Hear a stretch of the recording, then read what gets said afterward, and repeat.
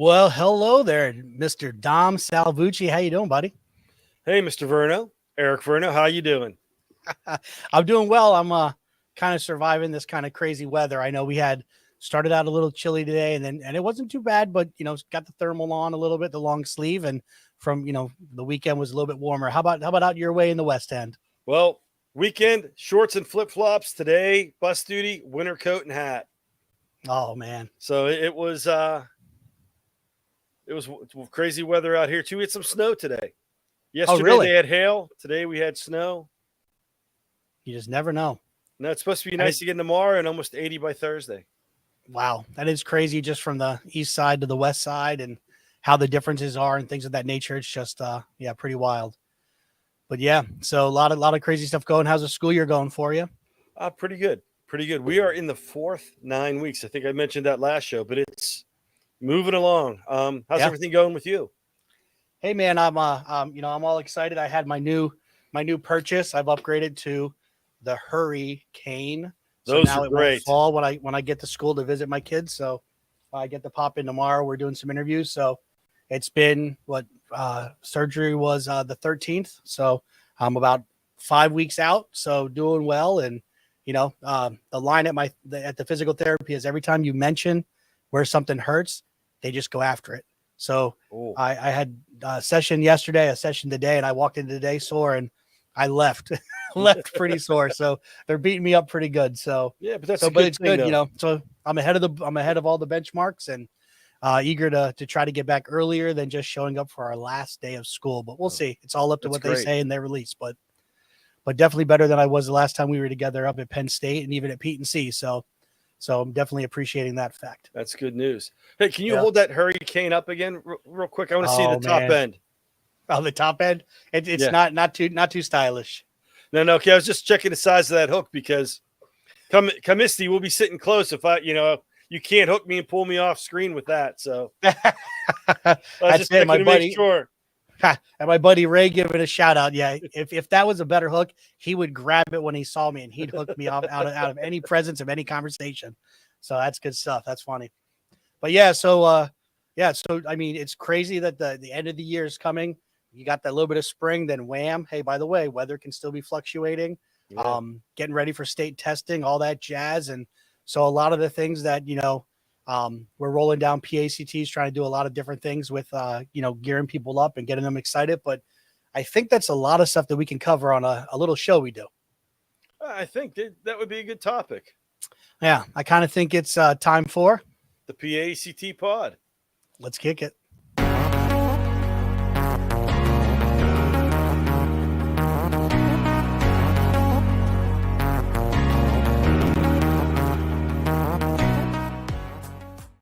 Welcome, ladies and gentlemen, to episode 24 of the PACT pod.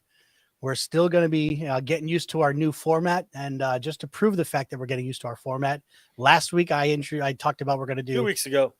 English and tech 2 weeks ago. See, still that the last pod, and I mentioned a great guest we were having 2 weeks ago, but it was really for this week. So hey, you live and you learn. But my name is Eric Verno, the very humble, mistake-ridden at times, vice president of PACT, and with me.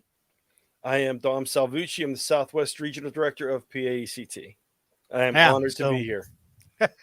and then talking about all that, our new format, we're rolling it out. We got the first and third. We're doing the Tuesdays now instead of the Thursdays.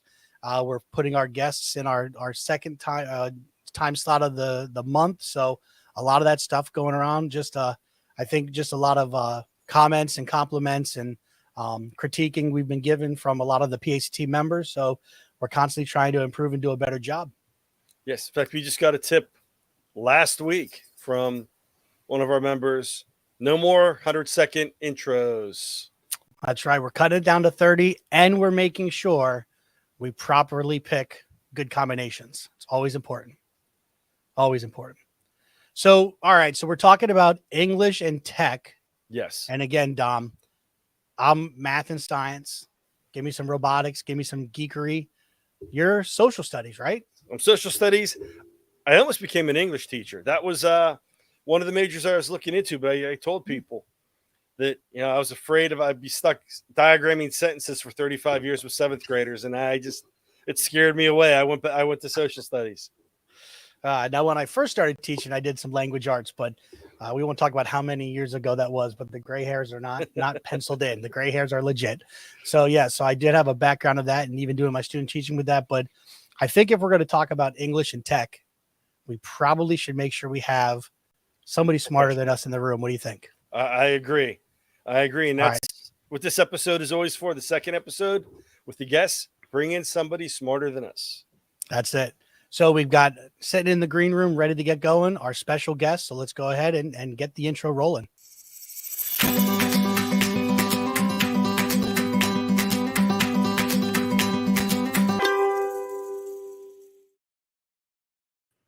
All right. Welcome to the pod. Yeah. I'd like to welcome Leslie Wessner. I hope I'm saying your last name right. Oh, you are. Yes. Good. And I met Leslie at the Western Pennsylvania Council of Teachers of English Hope Through Joy Conference at Penn West Cal, one of my alma maters for my first master's degree. Okay. I had never been there before. It's a really cute little campus. It was many, many years since it's changed a lot since I was there in the 90s. Well, it's great to be here. Thank you so much for having me. It was a million years ago that I was getting degrees too. So I was at Penn West Clarion. That's where I got my degree. But I had never been to Cal before. It was nice. It was great. And great to meet you. It was nice meeting you. We had a couple long talks. I kind of, as I tend to, chat a lot and get information, but I'm glad we met because I came across a bunch of great ideas, and you were kind enough to come on the pod. And we appreciate that. Well, I'm very excited to be here. This is awesome. Before we get into the topics, because they're very important topics and they're great topics, they're student oriented, could you please tell us a little bit about yourself? Sure. My name is Leslie Wessner, and I work at Point Park University. And through the honors program, we now host the Scholastic Writing Awards Pittsburgh region. So the Scholastic Art and Writing Awards are national. They're the longest running and most prestigious awards for teens in the creative world in the United States. They just celebrated their 100th year anniversary of awards this year. 2023 is the centennial year. And Point Park became the new host this year. Previously, we were sponsored at Pitt.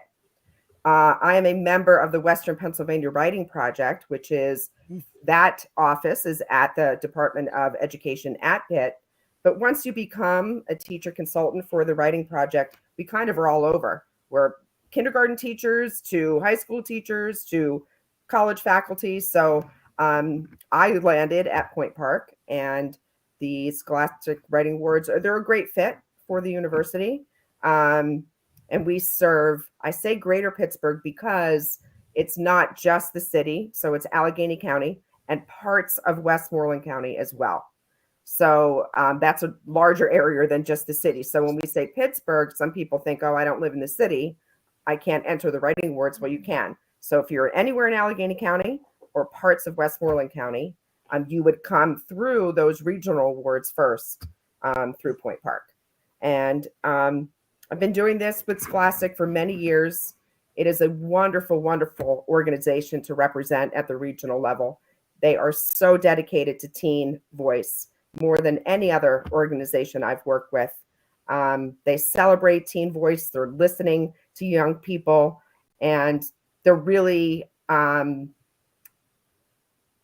passionate about that work, about making sure that young people are being heard and that young people have a channel and a pathway to be heard. And I just read a really cool article, if you don't mind me saying, about Maurice Robinson, who started the Scholastic Awards in Pittsburgh. So we have a really cool connection. He was from Wilkinsburg and started the awards here.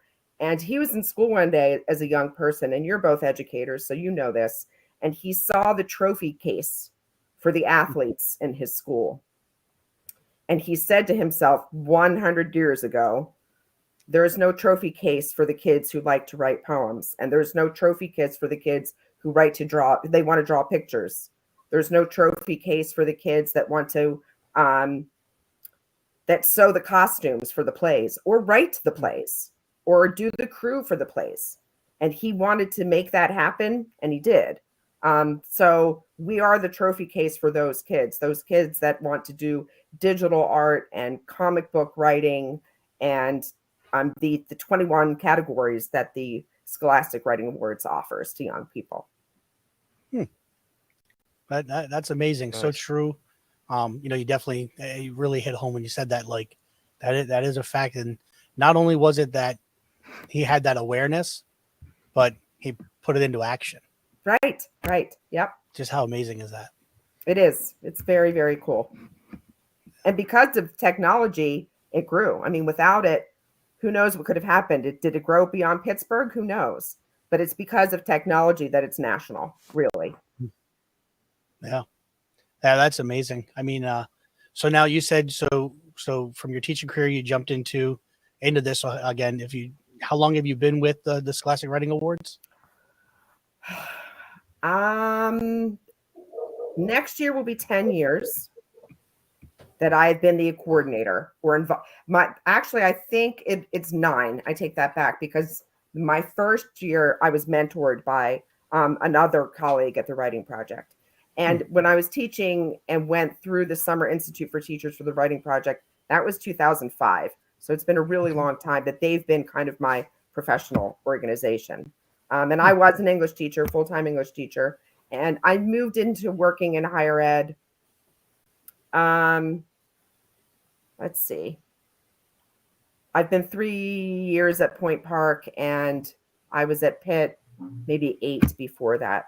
I'm always doing high school programming, but university kind of sponsored high school programming. Yeah. So Pitt used to do, and still does, I shouldn't say used to, Pitt still hosts a Young Writers Institute, which is a creative summer writing program. And they still host those at Pitt campus.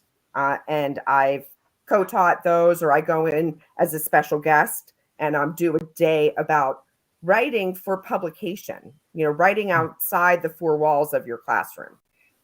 Yeah, that's neat. Yeah. Yeah. So over the years with the technology being pulled in, different things, like what would be some changes to the program, some positive changes to the program that you've seen in that time, technology, being a part of that? That's a really good question because just this year, after many years of tech feedback, Scholastic will have a brand new way to register. So the program is completely digital. So as long as you have an iPad, even a phone, you can enter these awards. You don't have to enter through school. A lot of teachers help their students in their classroom, and they do enter through school. But this is, you could be at your library, you could be, just on your iPad and still enter. And I think the improvement is they really listen to that needs to become seamless for students. Yeah. So it can't be like if you forget to put your educator's teacher in, the whole thing, falls apart. It has to be a really smooth, seamless registration process. So students would start by going to, I think I sent you the website. They would start by going to. Here, I'll pull it up on the stream. Oh, great. This is the honors page at Point Park. And this would take you to the regional Scholastic site, that first link there, the Pittsburgh regional affiliate. And when you're on the website, you create an account through a login on the Pennsylvania, on our Greater Pittsburgh's microsite. And as I said, they got a lot of feedback that when they go in there and enter, they can do everything there. They can put their information in, their parent information in, their contact information in. Now the awards are fee-based. So, however, there's all kinds of scholarships and fee waivers available for students. It's not, if you can't pay, that is absolutely fine. But I did want to mention that because now you were talking about one of the improvements. Now you can upload your scholarship, fee waiver, or payment right there. It used to be that was separate. So now that whole registration process is one process for students, and it can happen anywhere. It doesn't, need to happen at school. Can Oh, that's happen at great. school, Yeah. but it doesn't have to. So now you can do it at home, Yeah. right? You don't have to be at school. You don't have to print all this stuff out. You upload your work. You do everything on that portal. So And I'll say, if anybody is out there and has done it before, don't use any QR code from last year because the brand new one is starting in September. So please go to the honors site for Point Park or go to that regional site that you just had at the bottom. And that new site will be available in September. I have it. Yeah, right I down was- here. Regional here. Perfect. Thank you so much. Yep, that's perfect. For that timing. Yeah, and on the question I was going to ask was shown on that last page, and I'll just ask you since it's not shown on here. I will keep this page up though. Are there like age brackets, grade brackets? How is it broken down as far as kids that may want to enter? Great. Thanks for asking that question. So legally, students have to be 13 to be published online. Okay. So if you win, you're published. So you have to be 13 when you submit. You can't be 12 and turning 13. You have to be 13. So seventh grade, but you have to be 13 and all the way through your senior year. Okay. And a lot of times it really depends on the site, but I know Pittsburgh is a city, so we get close to 600 submissions yearly. Wow. We do try to get judges who read those middle ages, 7th, 8th grade separately as standalone. They're kind of not all thrown in together. Okay. And then seniors have an opportunity too, and all of this is on the website when they enter, when they would log in, they can apply for scholarships there, and seniors can enter a portfolio. So that's a piece in every category. And there's 11 categories of writing.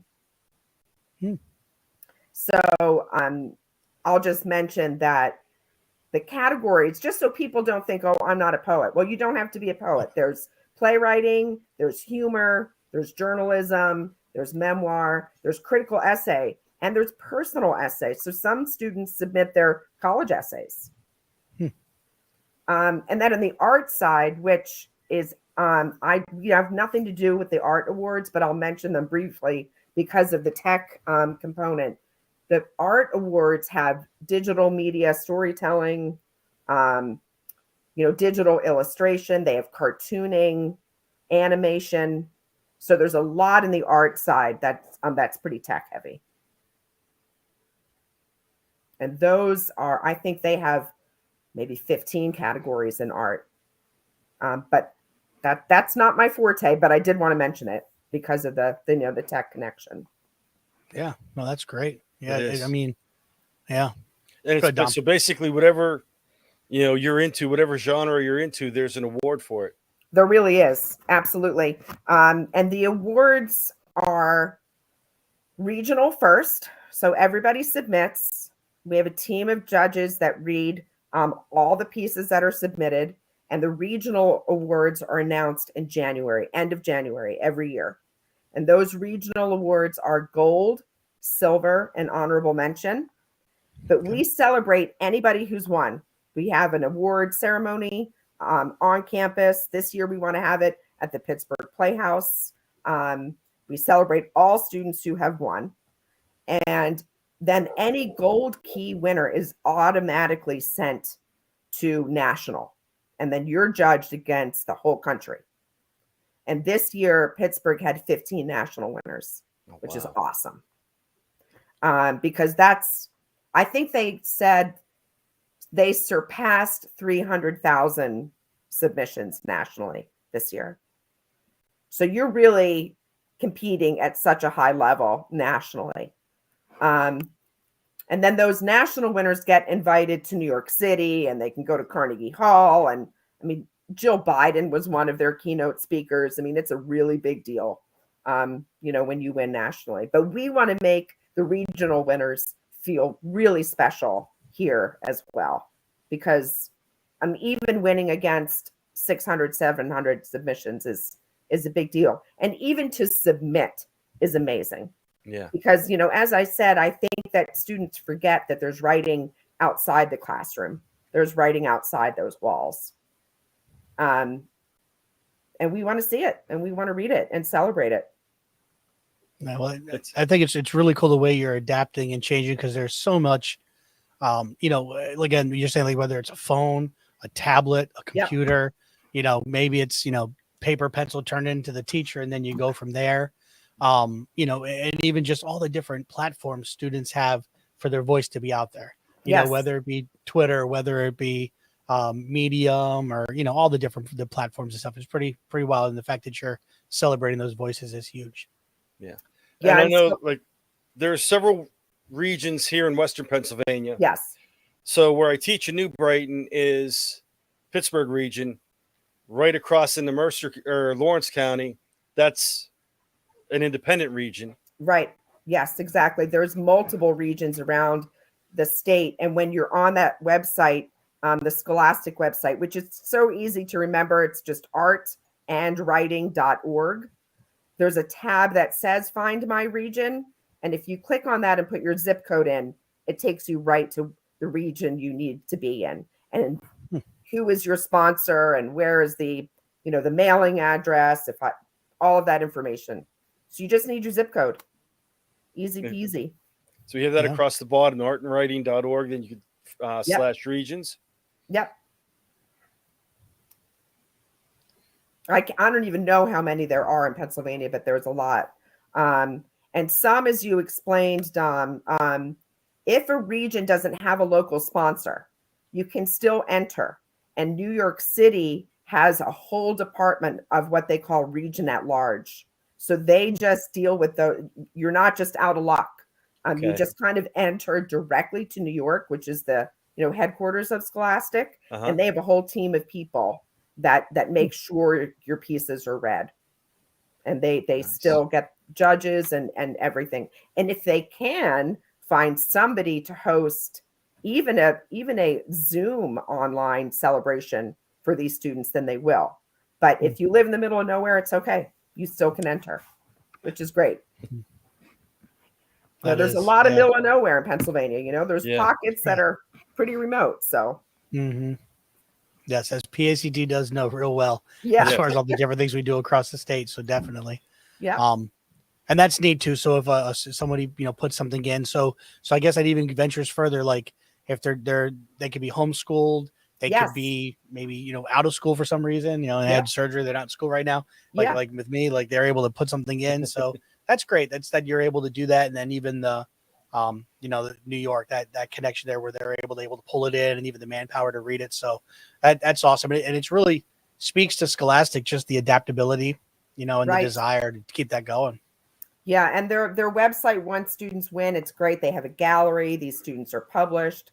They print the Best of Teen Writing, which is an excerpt of winners from all over the country, and they send all of that out for free at the end.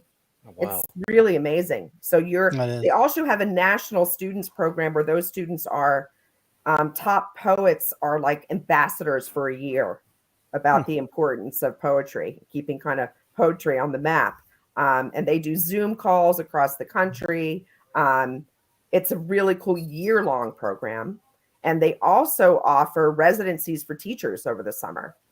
So what Scholastic does at the national level is really amazing. And again, if they didn't have technology, it just wouldn't work. The amount of people they can reach is really astounding. And it's because they can use Zoom, and they can use, social media, and they can bring kids together that way. So yeah, they really do. Even after the fact, after you've won, they use technology to make sure these kids are, celebrated. Yeah, and even just taking partners at the national level too, so that helps. It's awesome.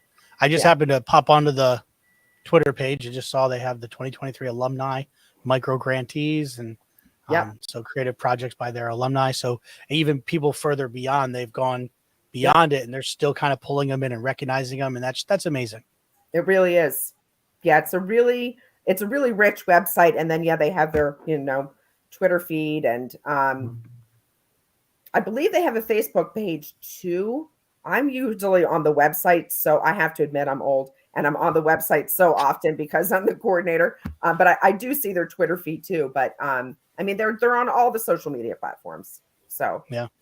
I followed them on Twitter to keep up with this because I do try, even though I'm social studies based, try and help out with English and get my students writing a lot. And this is something that, they could even enter, even though it's not an English class. absolutely. We do enough writing in class, they could submit some of their work from my class into there. Right. We have, I try to tell people all the time, all these kids aren't becoming novelists. They're going out to the world to be scientists, to be, historians, history teachers, math teachers. They just maybe in a social studies class wrote a great paper.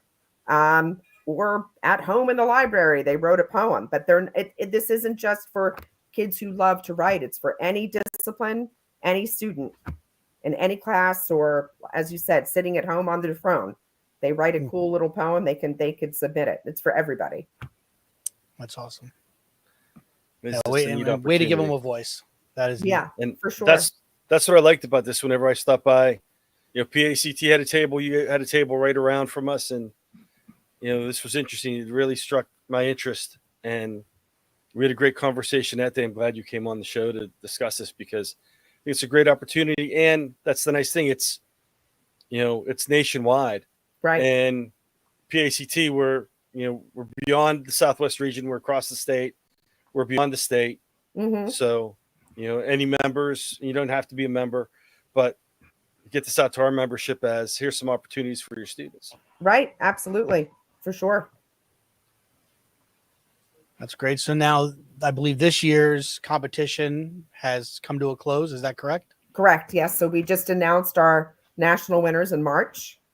And Okay. so the summer is, if you go to a summer writing program, we kind of regroup. We encourage students to, maybe take a creative writing camp or something over the summer, and then it'll open again in September.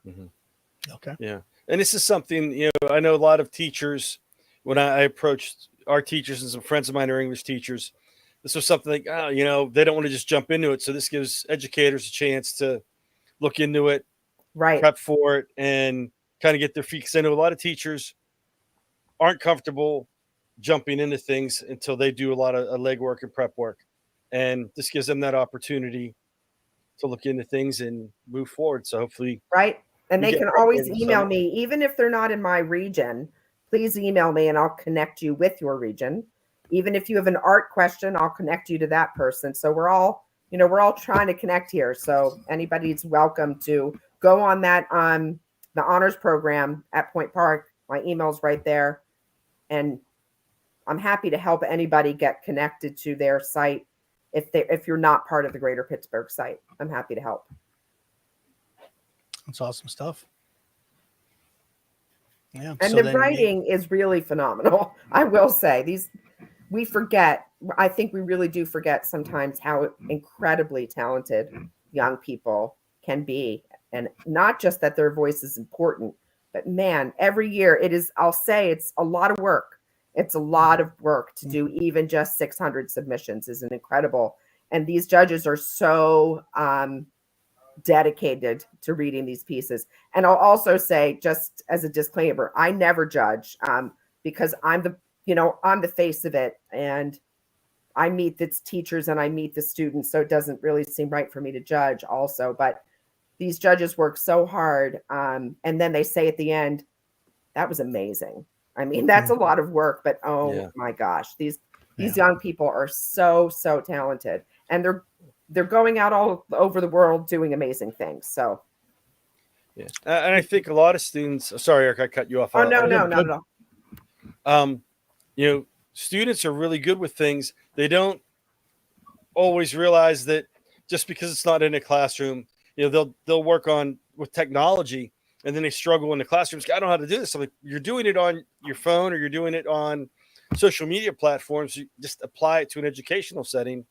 And this way doesn't have to be an educational writing. It could be a personal writing or something they do as a hobby, Right. and apply it into a learning situation. Absolutely. That's so true. And it's funny because, students think instantly, as you were saying, diagramming sentences earlier, there's zero censorship. Scholastic does not censor any topic or any kind of writing. So if your poem is in text language, that this does not have to be, this isn't about 100% grammar. It really isn't. This is about originality. It's about voice. It's about your passion. So we've seen some really creative use of language. All you have to do is upload it, right? I mean, but it doesn't have to, this isn't an essay for your school. This is not school. This is a place to really be creative. So if you're writing, again, your poem in any, as you're texting a friend, but you've turned it into a creative project, that's fine. So, I don't want students or teachers to feel like, oh, my kids don't write well. That's not what this is about. It's really, it's about creativity first. Creativity and expression. That's great. Yep. So I know you were talking about how afterwards, after all the work, kind of the teachers kind of saying, wow, the kids writing. So it's almost like a refilling as they're reading it, or refreshing that they're having, of like just feeling refreshed. Oh, wow, they're all the stuff that's being written. It's really cool. Cause sometimes, you could obviously get to the negative and like, it's all tech and it's taken over and they're not doing long form stuff. You have all that stuff in the mix. Sure. And Dom and I hear our fair share of it. And many people in general do. But if I'm going on the teacher side, I'm sure you have a lot of teachers who are repeat and they've done it for several years. Absolutely. But if I'm a brand new teacher, or I'm just hearing about the program and I'm like, I want to get involved, what would the first steps be? That's a really great question. Your first step is to go to artandwriting.org and to click how to enter. And from that how to enter, the most important thing or link to click is categories. Because if you just go through the steps of entering and signing up and registering, that's the easy stuff, right? That's later. Mm-hmm. That's down the road. What you want to do is to look at those categories of writing as inspiration for prompts, right? You want to look at those, and there's descriptions of each category for, to help teachers also. So this is going to inspire me to teach a memoir lesson, or this is going to inspire me to teach a one-act play, a one-scene play, right? And talk about dialogue. Because, of course, obviously the students are bound a little bit by the category. It has to fit in the category that they enter in. But that's really where I would start as a teacher, is look at the categories and then go on that gallery of winners and teach a piece that won, right? And use it as a model for your class. I mean, they're amazing. And as I said, look for ones where it's really about creativity and not about skill. Technical skill it's the last thing Scholastic looks for.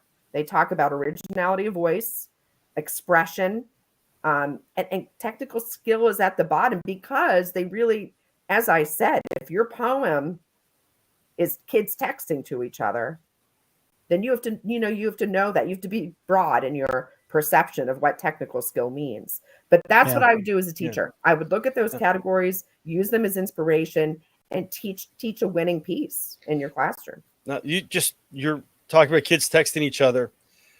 Is it only individuals that apply, or like if there were a couple people that combined on a story? That's a good question. Not in writing, it cannot be more than one person. Okay. In the art side, I believe they do have a collaborative category, but please don't quote me. Okay. But not in writing is single entry only. And that's a really good question. Yeah. And if you do, they are strict about citing work if you're in that critical essay. If you cite it all, they will, they have a whole plagiarism team, let me tell you. So if you're submitting in those categories where you're using other evidence, then you do have to cite all your sources. That's very good. Know. Yeah. That's interesting. I mean, hearing the topic, I knew it was going to be great. I think it's even greater than I was anticipating, and a lot of really cool stuff. And just, again, even scanning that Twitter page and how they're acknowledging, the 100 years, and talked about, what we've been up to, and so they got a lot of good media and stuff to be able to read it. I like that. If I'm a teacher, I want to get involved. Here's what you do. Yeah. And then not only that, you took it a step further and said, if just in your classroom, if you want to stir up a little bit of excitement too, teach those winning those winning the writings, the different writings, whether it's poetry, whatever, whether it's stories. That's a great idea, and that's a great resource for teachers to pull from, for sure. Sure. And they're young people that wrote it. These Yeah. kids are your age. They're 13, they're 14, which is really inspiring, I think, to young people. And I'm not bashing English teachers because, like I said, I wanted to be an English teacher. But I always hear from the kids, like, why are we learning? Like, this guy's been gone. Like, he's not been around for hundreds of years. Why? Sure. And this is a great way to pull in, you know, Yeah. here's something from someone your age. It was written within the last year or two. And, Right. you know, takes away some of the grumbling. Yeah, from the kids. exactly. That's Yeah. right. Yep. For sure. It makes it relevant, right? It's Yeah. real. It's real and it's relevant to them, for sure. And that's huge. That's huge. Just that relevancy and relating and all that. It's big right now. So that's cool. Yeah. Mm-hmm. All right. So I truly appreciate you being on the podcast, and Oh, I loved it. I- Thank you so much. yeah, awesome. And Thank think you, a little Leslie. It was birdie great said you might meeting be you. I'm doing- glad I got to meet you, and I Yeah. will definitely keep in touch because, you know, like I said, I want to try and get my kids involved in this. Hopefully, I'll have some takers. If not, I'll at least have some, you know, have some practice with them writing and getting them expanding their, you know, their horizons, I guess is the way Yeah. to say it. Sure. And if you want to, I can send you the opening date in September. So if you have an episode in September, you can at least Mhm. announce that the new season is opened. Yeah. Well, we definitely I believe will. we'll have 2 episodes in September. Yes. I believe, right, Dom? I'm getting it 2. down. I'm getting it down. I'm working on it. First week and the third week. That's it. That's it. Well, great. All right. Well, Leslie, thank you very much. We truly appreciate you being on the pod, and Yes, Leslie. thank you so much for all you're doing. It's really great. Thank you. It was great to be here. Okay. All right. Good stuff. Wow. A lot of neat stuff going on. I know. Pennsylvania, I tell you, top-notch stuff in PA. And I a lot of Western PA being spoken of, and got to give the props. That's good stuff. A lot of great stuff happening. And I know, as she said, it's happening all over, but just where she's located, the stuff that's going on. So that's truly great. I appreciate you bringing her on the pod, inviting her on, Dom. It's good stuff. Oh, you know, it's great. And met her through Carol Frau, who's a KTI, and a bunch of other PACT members. They're with the, as I always butcher, because it's the Western Pennsylvania Council of Teachers of English. There's a couple ofs in there, and for me, it's nice to the ofs. And you know, they're KTI, a lot of PACT members in that organization, and they have the state organization, the Pennsylvania Council of English Teachers of English, PCTELA, and language arts. And I didn't write that one down. I butchered it, but no offense. But, you know, meeting through these organizations, going to their conferences, they come to our conferences. We have that cross-pollination of membership. It's where you find this information out. So, you know, be active. If you're a PACT member, you know, reach out. If you see something going on, let us know. Give us some information. You know, if you go to these conferences and you find something neat, please share the information with other PACT members. If you're not a PACT member, join. Join now. You could do a free or a paid tier. So we're always accepting. It's good stuff. All right, man. Well, I think it's time for us to break into some infamous tech notes. What do you think? Sounds like a plan. All right, here we go.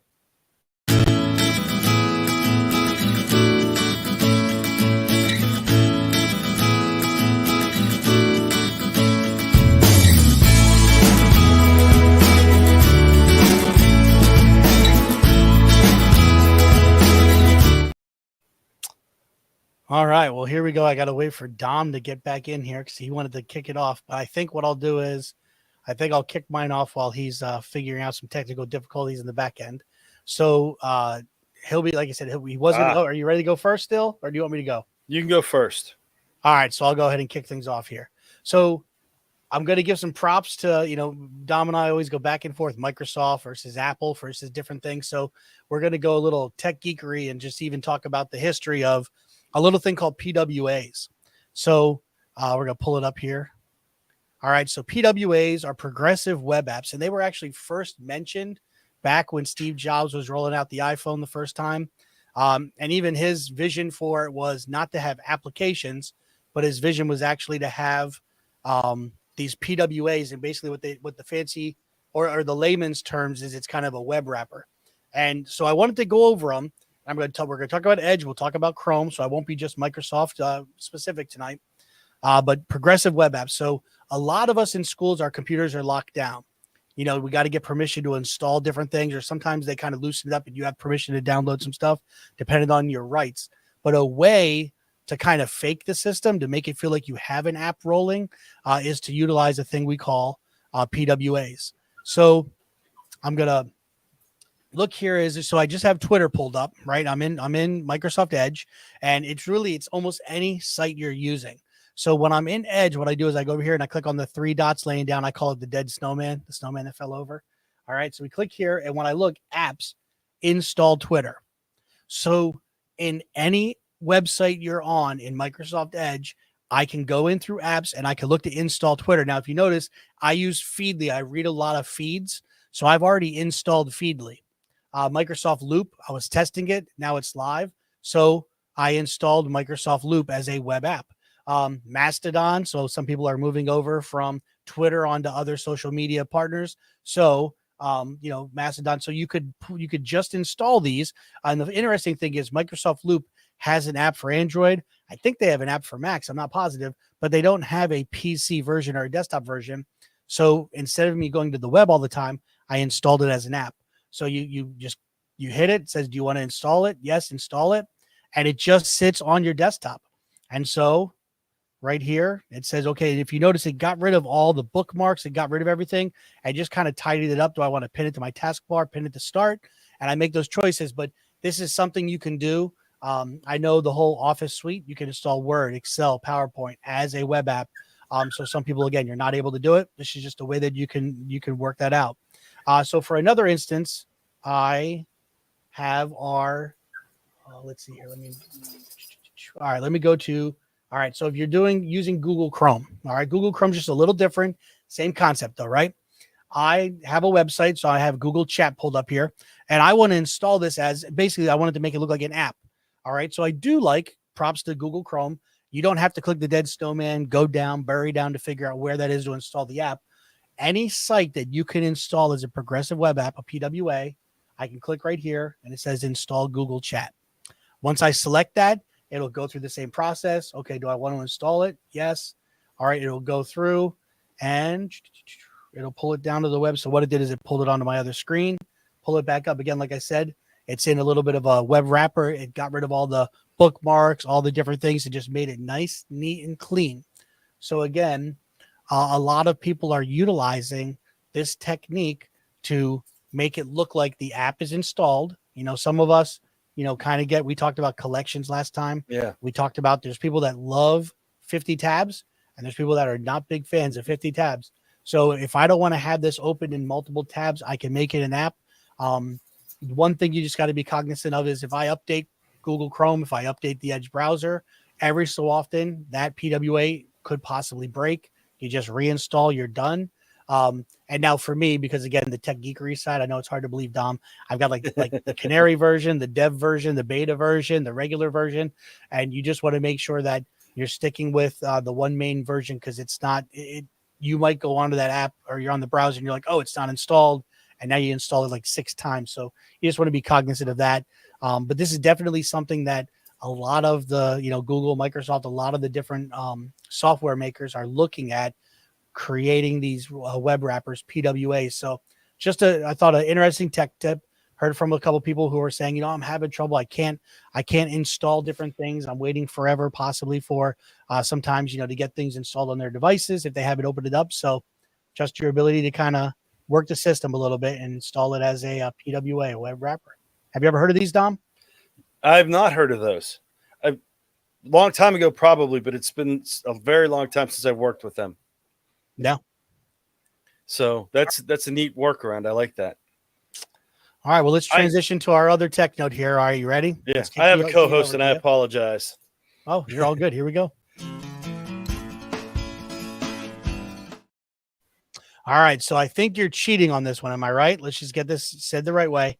It's not really cheating. It's not a tech tool, but it's a tech concept, and it mixes both technology and the outdoors, which I like both. Oh, okay. Yeah. I do have a special guest host to help me discuss my tech tool. Oh, really? Who do we have? Reappearing. Leslie's back. Leslie's back. All right. Yay! Here I'm again. I never really left. Don't give So- away all of our secrets, Leslie. Don't give them away. Okay. So I saw this. Actually, I'm going to share my sticker. I'm a sucker for stickers and like gadgets and stuff. And at Leslie's table at the conference, Hope Through Joy, I saw these write out stickers. And I've been doing some research, and it's about getting outdoors. And there's a theme tied into the National Park Service about writing outside and being outdoors. So it's not necessarily techie. It can be, but it's about creativity and being outside. Right. So it's every fall. This year it'll be, as it says, October 8th. And it's a partnership with the National Writing Project and the National Park Service. So the Western Pennsylvania Writing Project is a local site of the National Writing Project. There's sites all over the country.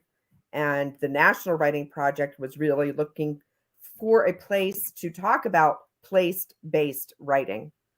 So how are we writing about our communities? How are we writing about our neighborhoods? And then they thought about, well, there's people who are real experts about place, and that's the National Park Service. And we really, and thinking about conservation and creativity. So they partnered about this idea of place-based writing, and it's getting people out into national parks, enjoying the outdoors, respecting the outdoors, and being creative while you're out there. And, the cool thing is, again, if you want to bring a pencil and paper, that's fine, but you can also bring your phone and you can be connecting to people who are in a different national park. I've been in New Mexico, Maine, and Pennsylvania, all in one write out, because I'm connecting to the people who are in national parks in other parts of the country. So it's really cool. Sorry, I have a whiny puppy next to me right now. Oh, I that's have to okay. go on mute. I like the concept, and we talked earlier about how some teachers don't want to just jump into something.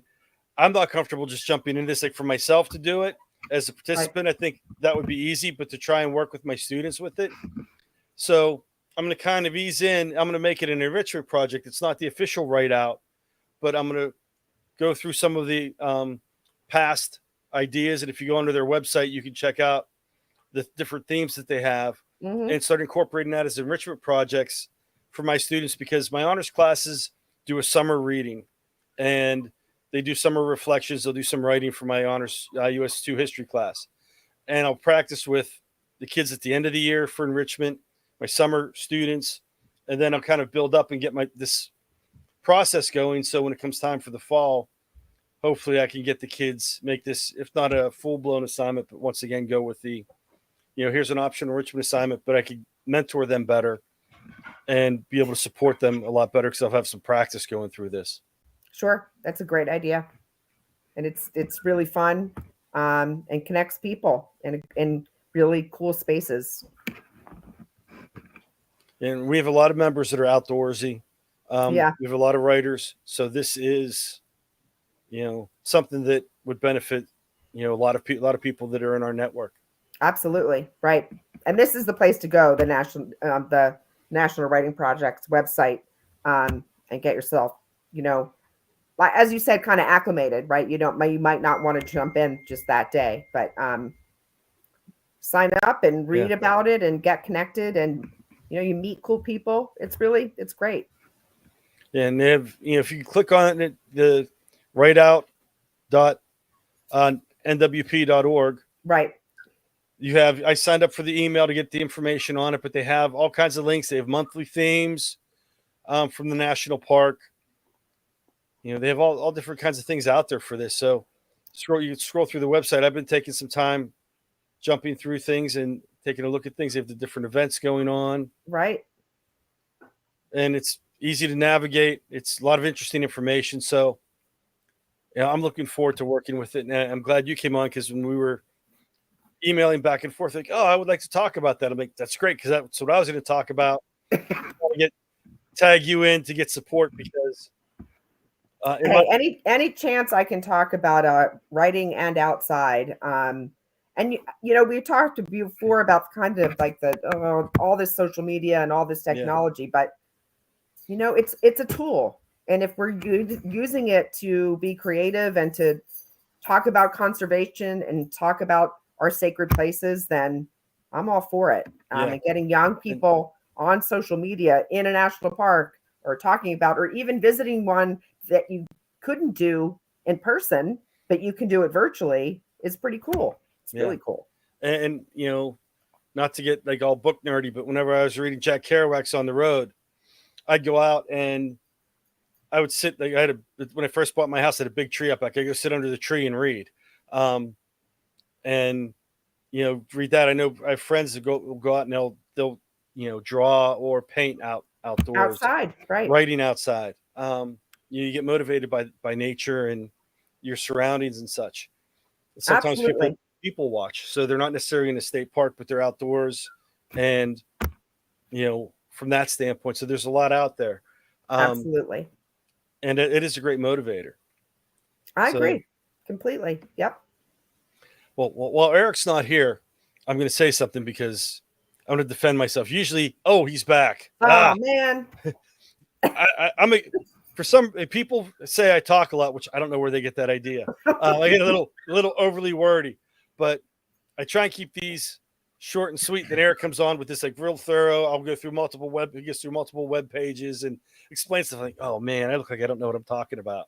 So I brought you on just to back me up this time. So we're a great team. Yes. Oh, you guys did a great job. Amazing. I appreciate it. I appreciate the assist on this. Or actually, I gave you the assist, I think. You did. That's what my neighbor Kevin will be saying. Yeah. For sure. That's all right. Awesome. That's all right. Thank you so much. Yeah. Thank you. That was a twofer. So we apologize. We don't have good treats in the virtual green room. You were in there twice. So next time, Dom will have to make sure he takes care of a beverage for you. Yes. Get you a nice coffee or something. Yeah. That'd be cool. All right. Well, thank you so much. We truly appreciate having you tonight. All right. Thank you. Leslie, I really enjoyed being here. It was awesome. All right. Awesome. Thank you. All right, man. A lot of great stuff. You're rolling it out. Jeez. Doing good. Doing good. And I'm a little lighter. I'm a little lighter in this episode. Yeah. No, not showing it at all. So just again, the website on the bottom, the http:// write out WRITEOUT.nwp.org/ for our audio listeners, but write out nwp.org. So definitely check it out. I love it. I don't know.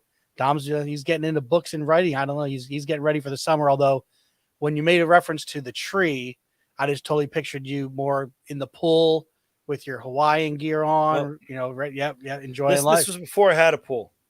I had a big tree, but it had to come down because carpenter ants. They told me like the tree's gonna end up on the house, not in a good way. I'm like, okay. It was a bummer, but yeah. Went from like a wooded lot to a bocce court in the backyard with a big garden. Gotcha. All right. Well, let's roll into the part of our podcast that we need. I was just thinking, man, we need to make a transition for this, but let's talk about what's happening in PACT. So again, if you check out the bit.ly, the bit.ly / all caps PACT, lowercase EVENTS. So bit.ly / PACT events. We have some great stuff going on here. So again, checking out the bit.ly here, we've got the Extra Mile Awards banquet. That's coming up. And again, we're going to switch over to our calendar. So some of those dates have been set since the last time the regional directors, I believe, were working on solidifying this. Gamification in the classroom, in-person event. We've got on the 29th, the tentative Fab Lab Makerspace event in Bethlehem, PA, hosted by the Northeast region. So checking out the calendar here, of course, we got the pod tonight. Teaching in a Chat GPT world. I am registered for that. Are you registered for that for tomorrow night, Dom? But I want to register for that. All right, man. That is something I was interested in. I just have not gotten around to because I've been doing other stuff. Well, procrastinating. So if you go to pht.org/calendar, Dom, you click right here, and it's real simple to go down and go ahead and register. Now, I'm not logged in under my account, so that's why it's not showing that I'm Yeah. currently registered, but I am. If All right, actually, so if you again- click on it, if you're a member of PACT, once you click on it, it automatically registers you because it is free. That's right. So yes, that's for free and paid members right there. That's a great value add just for being a member. So on the 20th, so what is that? That is Thursday night. We've got Move It Outdoors, the Remake Learning STEM night. All right, so let's click here. Oh man, they got some great graphics in this, the Shingle House Assembly Park. All right. So, all right, good stuff there. Love it. So Remake Learning doing a lot of great stuff. Yep. There's the extra mile rewards. All right, TERS. So TERS is happening on the campus of Bloomsbury University. So our Tech Education Research Symposium. This is a great event hosted. Lynn Hummel does a phenomenal job for the organization. So there's going to be a lot of education researchers and all different levels. You don't have to be higher ed. You don't have to be just doing research out of school kind of a thing. And it's for teachers there just to hear a lot of the different research that's going on. So a great event happening on the 22nd, this coming weekend. And then rolling into May. So May 2nd, mark it on your calendars. We got the PACT pod kicking off. We have that. And if you go further down, I'm going to share my screen here. We have Fred Camp coming up. And Oh, that yes. is May 20th. It is a Saturday. It is at Avonworth Middle School. It is a free event. The event's posted on PACT.org. It's on the calendar and it's under events. But the actual sign up is through Remake Learning. So we're kind of a conduit. You go to our site, then it'll take you, find the event on our calendar or under our events page in May, and then hit the link and it'll take you to their website where you can register for free. We have a couple of KTIs that are going to be presenting. Some other PACT members are going to be there, and PACT will have a table at the event. So stop by and see us. We'll have That's some awesome. giveaways for you. That's a great job. I know I was seeing a lot of stuff active on Twitter about just the Fred way, just going through the Fred method book. And, what was the, when you wonder you're learning, my book in the back there. So yes. So great stuff. So And definitely exciting for all that going on. So hopefully the authors will be on site. hopefully there's better weather for you. Radzewski. What's that? Yeah. Say it again. Who are the authors? Greg Bear and Ryan Radzewski. I'm struggling with over you. Radzewski, but I think I got it. I think you got it. But I was just saying, hopefully we'll have better weather for that event. So Oh yeah. that's awesome. And that's Avonworth Middle School. Avonworth is right off of I-79. So for those people who are not from the Southwest region, that's a major interstate, runs north and south through PA. If you're in the Northwest, it's an easy drive. Even South Central or North Central, if you're coming like across 80 or across the Turnpike, hit 79, shoot south a little bit, it's north of Pittsburgh. So you're not even getting into the city. It's easy to get to. So it's a great location. It's a Saturday.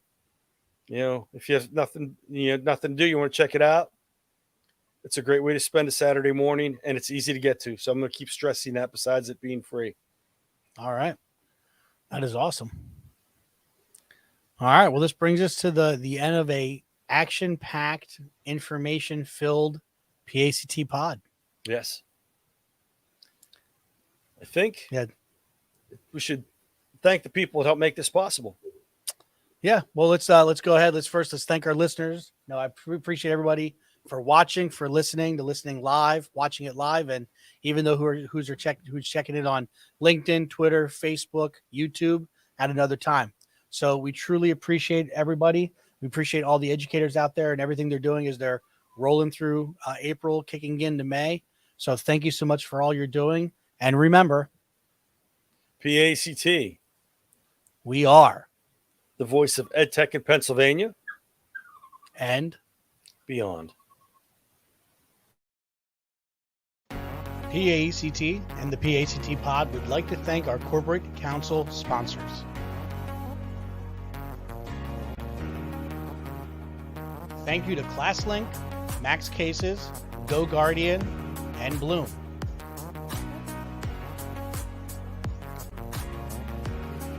Thank you to Sam Labs, DRC Data Recognition Corporation, and EduSpire. Tech, the next step.